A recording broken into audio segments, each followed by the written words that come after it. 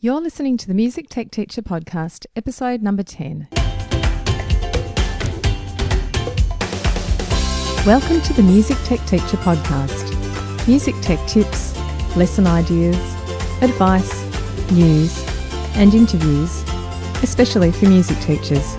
Brought to you by midnightmusic.com.au. Hello and welcome to another episode of the Music Tech Teacher Podcast. I'm your host, Katie Wardrobe. In today's episode, I'm going to talk about some awesome sound samples which were released by NASA quite some time ago now, and it's only really this year that I've started using them in workshops and a couple of conference presentations. So I thought today I'd talk about the ways that you could use them creatively in your music classes. If you'd like to download the information from today's episode, you can go to midnightmusic.com.au/10. And I'll mention this link again at the end of the episode. So as I mentioned, NASA has made a huge collection of audio recordings available under a Creative Commons license, and they're really perfect for using in music tech projects with students. They would also be great in cross-curricular type activities. So if you are, also teaching other subjects or want to pass on this information to teachers for English or literacy subjects and media, I think they'd be great in many, many different subject areas. So the collection of recordings are from historic space flights and also from more recent missions as well. And I really love this collection. There's sounds in the collection of stars and sounds made by planets and satellites and rocket launches. And in addition to the actual space sounds, there are recordings of astronauts and ground crew and speeches given about the space program itself. The collection includes original, iconic sound bites, I suppose you'd call them, from astronauts and staff working in the control centre, like the Houston We Have a Problem soundbite and the One Small Step quote that you hear a lot from Neil Armstrong, and things like the Apollo 11 launch countdown. Now you can listen to the sounds and dialogue samples on the audio sharing website SoundCloud. SoundCloud itself is a great website if you ever need to share audio. A lot of schools do actually use it to share student work and, not necessarily publicly, but it's a great place to upload and listen to audio files. And the great thing about SoundCloud is that when you have an audio file uploaded to that website, you can actually leave a comment on the timeline of the audio file that's playing. So for schools that are using it with their students, it's great that you can have the audio file play through and you as a teacher might click in the waveform at a certain point in that audio file and you can leave a comment there. So it's great if you're doing collaborative work with students. They can leave comments for each other during the actual piece of music or audio file. And as a teacher, you can leave your comments right there in the timeline. So it sort of saves you doing that whole, okay, at bar 3, I think this was great where you did this, but perhaps you'd like to, add a different chord sequence at that point. And instead of writing that out, in a piece of paper or in a Word document or something, you can actually click in the timeline and leave the comment there so the student can see it pop up in real time. So this is the place that NASA is using to share these sounds. Now you can also download them from the NASA website as well.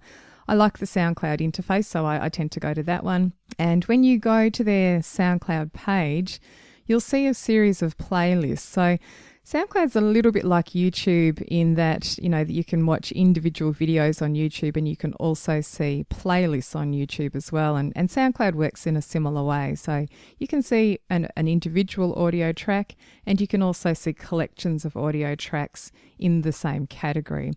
So NASA has organised these, the different sound samples that they have into playlists, and you can click on the title of the playlist and it will take you to that playlist page. So there might be, for instance, a collection of rocket launch sounds, and if you click on the rocket launch sound playlist, it'll take you to the page where all of those tracks are listed. Now, when you are on that page, that's where you can actually download the sound. So you do need to click through to the playlist first. And when you're on the playlist page, you can hover your mouse over the end of a track, I think it's the end, and a little more button will appear with a download option there. You can just play them back straight ahead on the website too and just listen to each one to hear what they sound like. The sounds that I've downloaded from their collection, and look, their collection is really big, so you won't want students to sort of be using all of them, but I downloaded a sample of different types of sounds. So I downloaded the Houston We Have a Problem soundbite. Houston, we've had a problem. I've got the One Small Step for Mankind one. I've got the Apollo 11 countdown. Ignition sequence start. 6, 5, 4, 3, 2, 1, 0. All engine running. Liftoff. We have a liftoff. 32 minutes past the hour. Liftoff on Apollo 11. The Eagle has landed. I downloaded the John F. Kennedy speech, We Chose the Moon. I also got a launch sound effect, a Kepler star sound effect, a Sputnik beep, a spooky kind of Saturn sound effect, and a Quindar tone, and a few more as well. And I wanted to get a bit of a variety of different types of sounds for a couple of projects that I've been working on. Now, if you're a member of my Midnight Music online professional development community, you can save yourself a bit of time if you want to and download my actual collection. I've put up the ones that I've downloaded from the NASA sound set, and I've got them in an area there called the Music Tech Resource Bank. So there's some files there which are quite useful for music tech projects, and my collection of NASA sounds is in there. Now, after the break, I'm going to share with you 7 different ways that you can use these NASA sounds in your classes, and sort of they're like project ideas or lesson ideas, standalone or maybe even part of a larger project or a unit of work. This episode of the Music Tech Teacher podcast is brought to you by the Midnight Music Community. The Midnight Music Community is an online space for music teachers who'd like help using technology in their music lessons. There are online courses, video tutorials, lesson plans, music tech news, and professional development certificates are provided for any training that you undertake. I'm inside the community every day, personally answering members' questions and sharing tips and ideas. The best thing is that you get to connect with hundreds of other music teachers just like you and share your own experiences and occasional music tech frustrations. For more information and a special joining price just for the listeners of this podcast, visit midnightmusic.com.au/podcast offer. That's midnightmusic.com.au/podcast offer. When I first came across the NASA sound samples, it really became apparent that they'd be so cool to use in music tech projects. And I had a little think and came up with a list of some options of ways they could be used in music education. Now, some of these will suit younger students and some are really better for older students, but I thought I'll share them all with you and you can take whatever might be useful for you in your situation at school. Now, the first one I think could work really with any age group, and that might be to conduct a mystery listening quiz, a type of a guess that sound game. And you could play students a selection of samples that you've downloaded. You want to make sure that you're not showing them the name of the audio file at this point, so I wouldn't have your laptop attached to a data projector, but just have the sound playing through speakers. And see if students can actually guess what the sound is. You could perhaps tell them that they're from the NASA website, so they're all space related in some way, and then play them the sound and see if they can take a guess at what it might be. Now, I would be surprised if there are any, certain answers like, oh yes, that's definitely this, apart from maybe one of the rocket launch sounds. But the star sounds and planet sounds that they've recorded from space are quite mysterious. So I think you could award points for the nearest guess. That might be the way to go. Another idea is that you could have students choose just one of the sound samples, maybe one that they pick themselves or one that you've chosen for them. And they could use audio editing software to edit that sound sample in lots of different ways. And you could perhaps see how many different ways that they can come up with different versions of the same sound sample. Now, this is a great exercise for developing audio editing skills, and it can be quite easy to do. So they could do things like trimming the sound so that it's shorter. So maybe they'll just take the slice out of a middle of the sound if it's a long one, and that might be their edited version of the sound sample. They could pitch shift the sound. So in the case of that drone sound that I mentioned, you could actually change the pitch of the sound sample so that it's higher or lower, and it can sound really quite different when it's changed. They could lengthen it or reverse it or speed it up or slow it down or use some effects like compression or equalization, repeat. There's lots and lots of options here, and it's quite easy to do.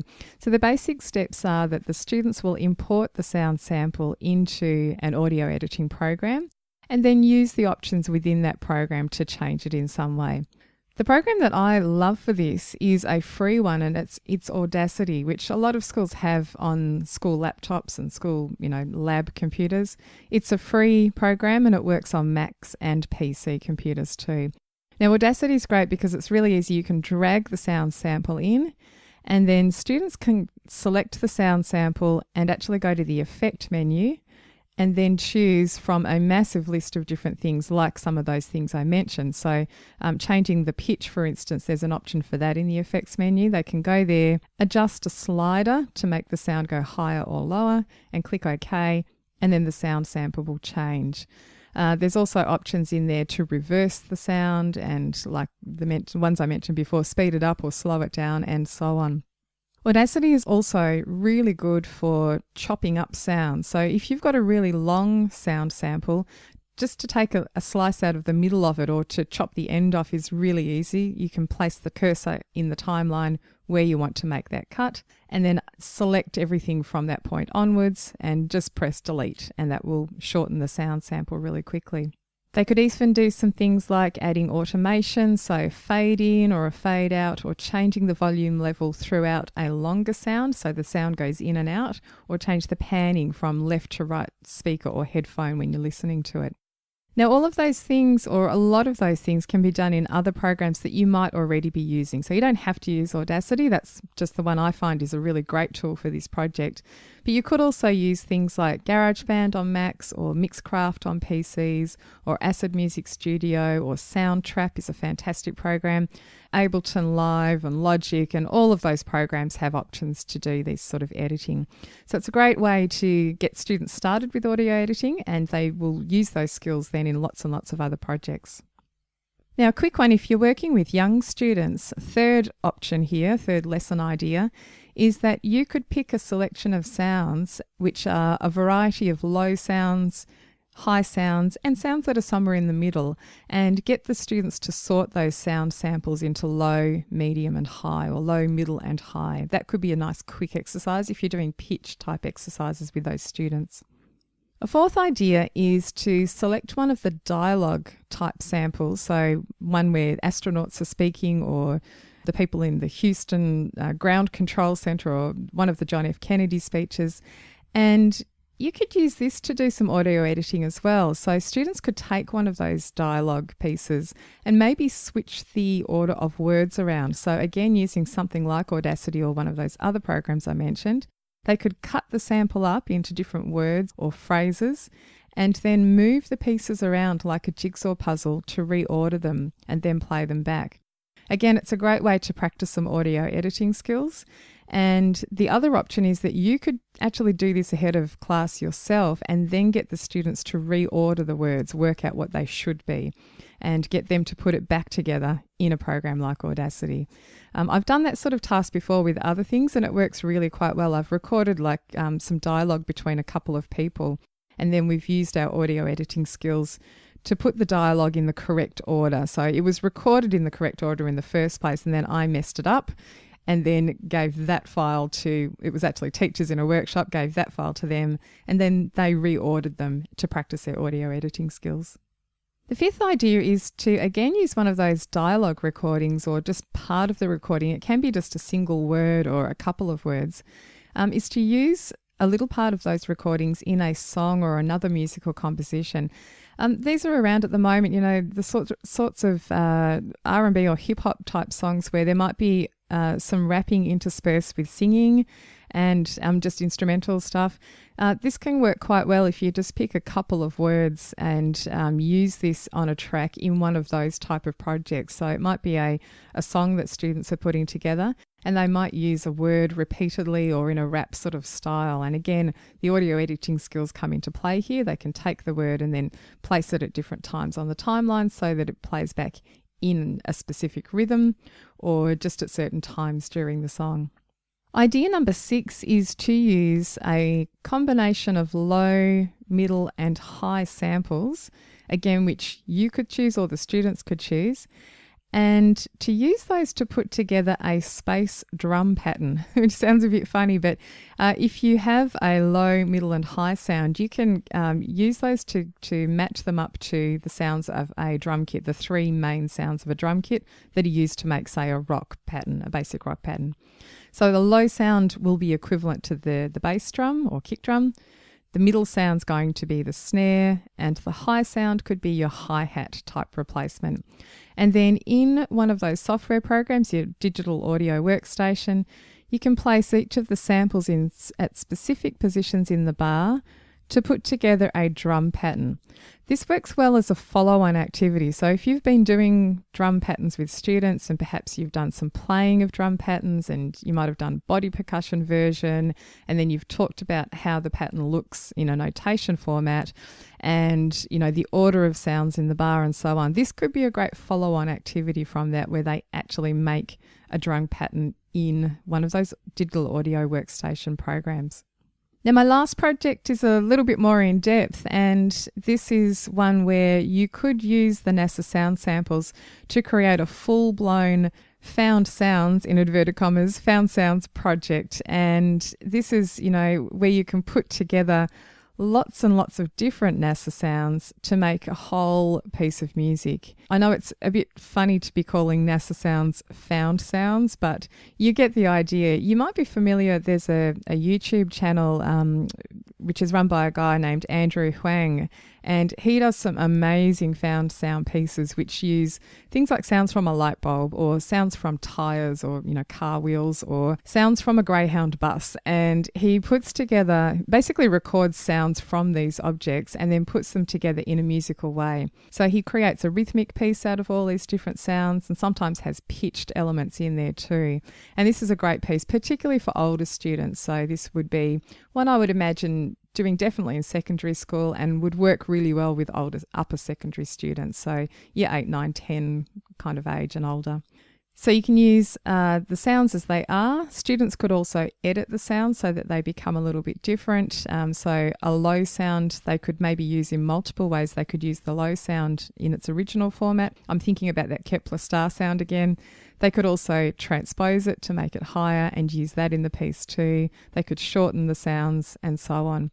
And even use some of the pitch sounds. So I've been putting together some training materials in my online community, and I've made myself a couple of example projects. It's really, really best if you can do the project yourself before you go and do it with students, just to get a feel for how it works and what the pitfalls might be.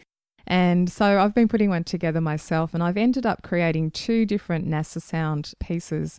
The first one is a piece which includes some pitched elements, and I used just 3 of the NASA sounds for that one. The Kepler star drone, a Sputnik beep, and a second Kepler star sound which is right at the very end. I also added some software instruments, keyboard chords that all happen to include the pitch of the drone and work really well with that, and also a melody line too. I'll play that example now. You'll hear the drone at the very beginning, which goes throughout the whole piece. You'll hear the keyboard chords after that come in and the melody line, and the Sputnik beep comes in just over halfway through, and it's a repeated high pitch, so you'll hear that one really clearly. And then at the very end, the second Kepler star sound is heard, and that just sort of finishes off the piece. So here's that example now.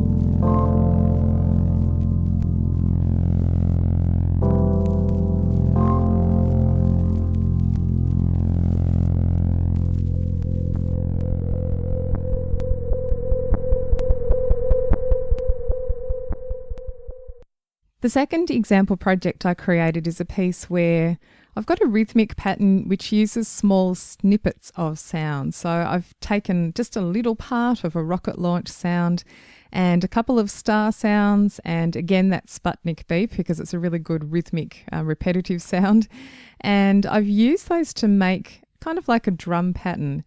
I've also taken parts of the Houston We Have a Problem dialogue and used them at different times. So you can hear some of that at the very beginning of the piece. And then sometimes I've chosen to use just a single word from that, like the word problem.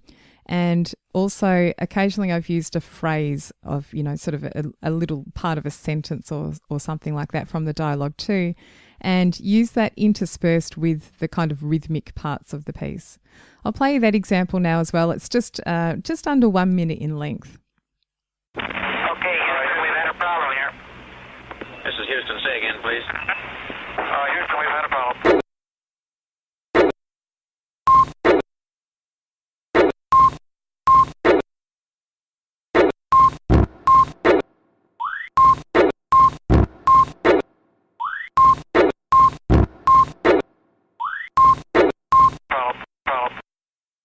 Say again, please. Okay, Houston, we've had a problem here.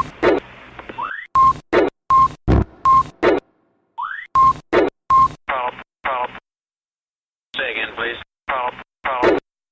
Houston, say again, please. Okay, stand by, 13. We're looking at it. If you're going to do one of these creative projects which involves students using or manipulating the NASA sounds, one of the tips that I can offer is to select a range of the sound effects and samples and download them ahead of time yourself on behalf of your students. Doing this achieves a few things. Even though it would be nice to send the students off to have a listen to all of them and download them themselves, it can take a lot of valuable class time. So if part of your objectives of a lesson is to get them to listen to lots of different things and to make some choices about sounds and what they're going to use in the project, by all means do that as part of the class, but it does take a lot of time. So if that's not part of your objective, if you really want them to get onto the creative part where they're manipulating the sounds and editing them and putting them together, then it might be best if you do that ahead of time. There are really an overwhelming number of sounds available, and I think, in my experience, I think people perhaps work better with some limitations imposed, so a short list of sounds to work with rather than a really huge long list. Sometimes you can be a little bit more creative when you've provided with a few more restrictions, which sounds a bit weird, but if you're just given one sound, for instance, then you have to be quite creative with that single sound in manipulating it and changing it so that you end up with a variety. Just something to think about. You can also determine the type of sound samples that the students are going to work with. So whether you want them to have access to that dialogue or whether you just want them to use more of the space sound effects or just the launch sounds or a combination of all of those things. That was what I ended up with, a nice combination or a variety of the sounds. If you do want some further help with these projects, I'm currently putting together some training materials for inclusion in the new online course materials that I'm doing for GarageBand and Mixcraft and Soundtrap and Audacity inside the Midnight Music community.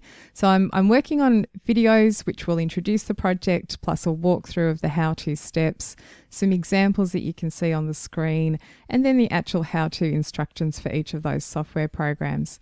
If you're a current member of the community, you don't need to do anything. You'll have access to all of that as soon as I've put it in there, when I've had a chance to finish making it all.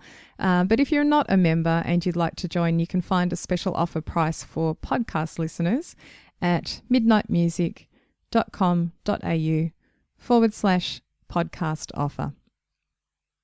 Thanks for listening today. I hope you have some useful ideas for using those NASA sounds or similar things like that in your music tech projects with students. You can find more information and links from today's episode at midnightmusic.com.au/10. And if you head over there, I'll have a list that you can download of all the things that I've suggested for using those sounds in your classes. Thanks for listening, and I'll see you next time.